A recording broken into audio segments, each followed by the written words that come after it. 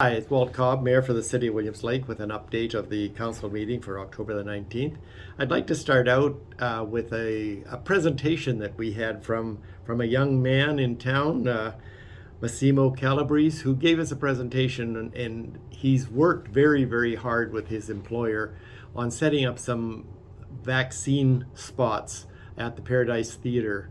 And he's done a yeoman's job of actually getting it organized, getting it happening. And actually, he's given us some more dates. I'll read you the dates at the theater. October the 21st and 28th, and they've increased the time from 2 to 7:30. And on Monday, November 4th, the 18th and the 25th from 2 to 7:30 as well. And also, the Public Health Unit has indicated that they are open from 9 to 4 every day, closed from 12 to 1 for vaccines. So Massimo is really, I guess, enthusiastic about making sure that his community is safe. And his indications are that the only way that we can be safe is if we're all vaccinated. And he's encouraging everyone, and he wants us, and the city has agreed to send out on our website and whatnot an encouragement for everybody to please consider being vaccinated and do what you need to do to keep our community safe. The idea is that Williams Lake would be COVID-free by the end of this year, which is going to be pretty hard to do, but it would be nice to try. So I think, thank you, Mr. Calabrese, for your presentation, and a job well done. And also thank you to Paradise Theatre for working with him to make sure that this was happening. The other issue that had a lot of discussion, it wasn't an agenda item, but it was a roundtable discussion. As everyone is aware, we've been having the harvester on the lake, and it started work this year. We were given a 2-week period, and we opposed the timing to start with, but we also opposed the size or the area that we could actually harvest the weeds, because we felt that it wasn't going to do what we needed to do and put the lake back in Williams Lake, is what the idea is, to clean up the beach area, to clean up the boat launch area. Anyway, we were given a 2-week period, and it ended up that the area that they gave us was so small that we were able to harvest the area within 6 hours. We've gone back to the ministry to try and expand that.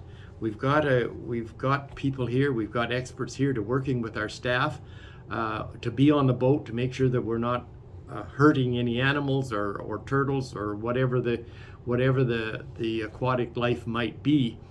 And they have found nothing in the 6 hours they've worked. There has been nothing so far. And I've been given direction by council to go to the ministry now, to the minister himself, and see if we can get this expanded so we can get some more work done and clean up the lake. It's been a long time goal of a lot of people, and we need to do what we can and at least use our 2-week period and do whatever we can get done. From what I can gather, they only got about two wheelbarrow loads of weeds out with the area that they were able to harvest, and we need to make sure that we get the rest of the lake cleaned up so that we can get some use back. So with that, I guess I will be meeting or trying to get a meeting with the Minister of Lands, Natural Resources. I forget that they got a long title nowadays. So I will be arranging a meeting with them to see if we can get the extension while we have the staff here. Not only the staff, but we have the experts here to make sure that there is no damage done to any wildlife or aquatic life. On other issues, there was a couple of tender items. The replacement of salt for our roads. I keep talking about, is there any way that somewhere down the road we don't have to use the salt on the roads because it's so damaging to cars and everything else? There isn't an alternative yet, so we will continue to mix salt with our sand as the winter months are coming. We also had a tender for replacement of one of our vehicles, and we're buying crossover vehicles where we can for environmental reasons. Lastly but not least, two actually subjects. We've also agreed to raise the flag for Louis Riel Day on I don't have the date with me, but also we've also given permission for the annual Legion Remembrance Day ceremonies on November the 11th. Our staff will block off